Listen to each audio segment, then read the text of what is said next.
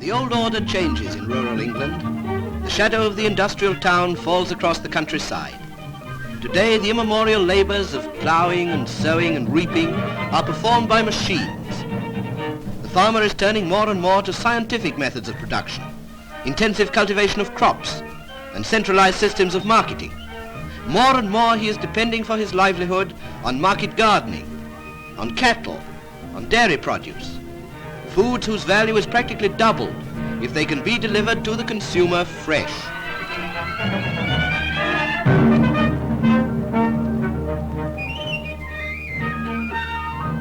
The English village used to be a small self-contained economic unit. All through historical times, the village had a strict social organisation of its own, headed by the squire. Affairs outside the village were a mystery, and affairs inside were nobody else's business. But nowadays, things are different. The wider world starts breaking in everywhere. The village authority still lights the streets and repairs the footpaths, but in high matters of state, the county council steps in and imposes a single pattern on the whole countryside. Modern transport has done a great deal to enlarge the scope of village life. The last 10 years or so have seen the development of a countrywide system of buses. They cruise through the most isolated villages, carrying the young people off to work in the towns and the women to the shops or cinemas. Vans from the large town stores deliver right to the cottager's door, and they bring goods from the remotest countries of the world. Mail from any part of England reaches the village post office within 24 hours. Outings and excursions by automobile often take the place of Sunday walks in the country lanes. There's hardly a thatched cottage that hasn't got its radio, and old as well as new cottages are wired for electricity.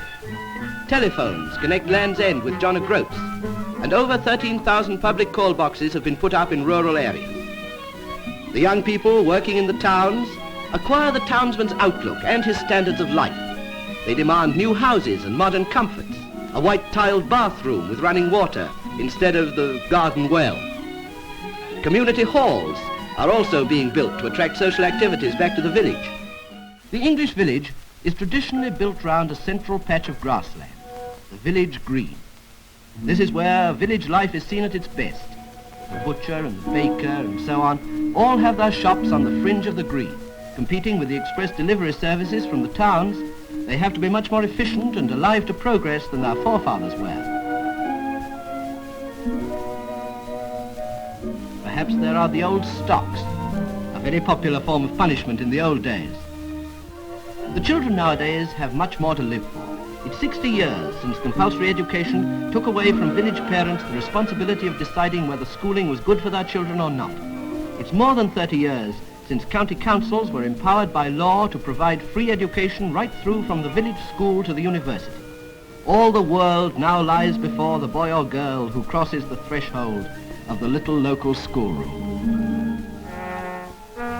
Meanwhile, in the public house, familiarly and affectionately called the pub by all classes of Englishmen, these sweeping changes in village life have been gravely debated by the oldest inhabitants, who have haunted the porch and bar parlour year in and year out and exchanged their ripe social wisdom. The pub is the one great village institution which has never declined in popularity. And there is something about a pint of English bitter and a pipeful of tobacco which encourages a man to air his opinions upon the problems of the day. The older villagers have lived through these great social changes and argued out every stage of the process. Would the buses keep people awake at night? Would the telephone poles ruin the view? Today, the argument is about some of the old cottages which the county council have condemned as being beyond repair. What do you think about them tearing these old houses down? I don't like it at all, Fred. No, I'm 73, you're 76. They've always suited us all right. And if they pull them down, they'll never build them more up to suit our pocket. No, they won't. So therefore, if we got in them, we should never pay the rent. The house that I live in is 400 year old, and I pay the squire 3 shillings a week, and it suits me all right. I got a radio and a gramophone, and I haven't got a bath, but I got a river down at the bottom of the garden, so I can have a good bath there when I want one.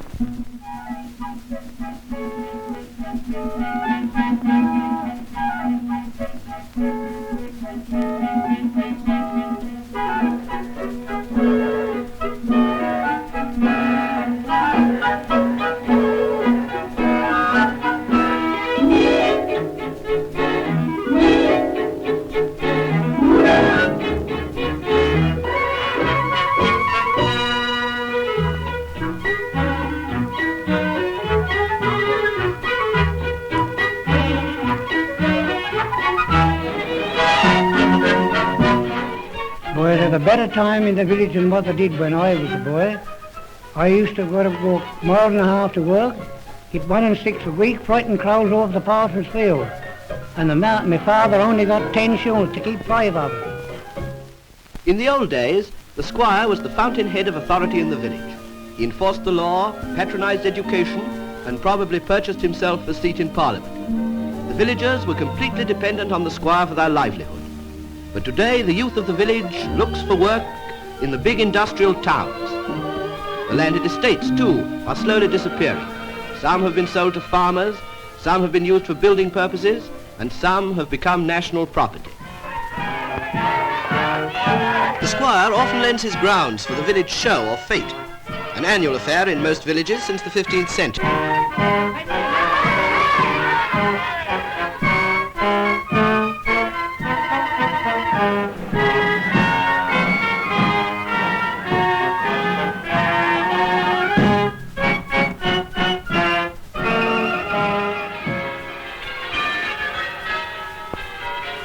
The church has always been the landmark of an English village.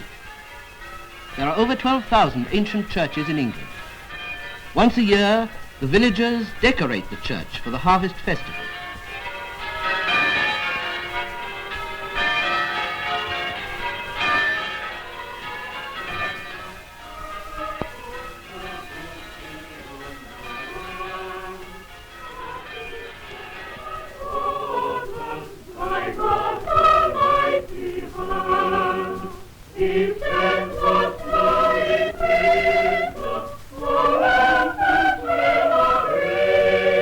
Every evening, after the men finish their work, they go to the pub to discuss the day's events over a pint of beer and a game of darts or shove-hay.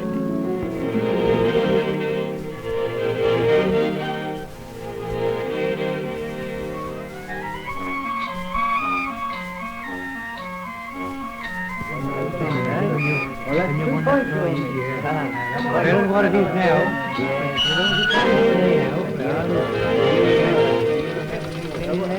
Yeah, that's what I